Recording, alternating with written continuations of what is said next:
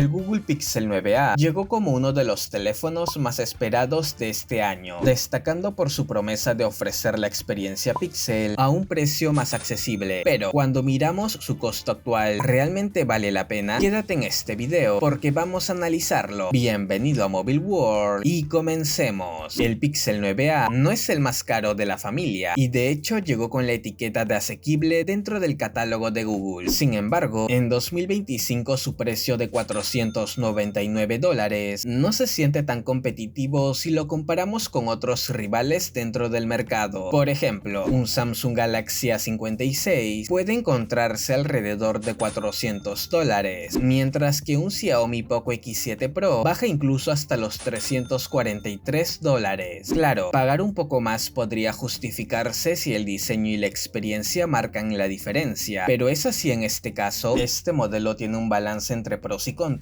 En el apartado de diseño, si bien sus biseles son gruesos, su protección solo es Gorilla Glass 3 e invierte los botones de encendido y volumen, el celular es simplemente bello para mí, gracias a su estilo limpio, minimalista y compacto. Y aunque esto puede dividir opiniones, donde realmente se juega la experiencia del usuario es en la pantalla, la cual tiene un tamaño de 6.3 pulgadas, un panel POLED y 120 Hz de tasa de refresco, lo que te garantizará muy buena nitidez, colores intensos y contrastes elevados. Eso sí, muchos han reportado que la opción de 120 Hz suele venir desactivada de manera predeterminada. Si ese es tu caso, no te asustes, solo quedaría activarla. Sin embargo, como recomendación, si no eres demandante en ese aspecto, déjala desactivada para optimizar el consumo de la batería. Y hablando de batería, antes de comentarte sobre ella, pasemos al rendimiento. Si la potencia es lo tuyo, presta mucha atención, porque puede que no sea para ti. El Pixel 9a llega con el procesador Google Tensor G4 y 8 GB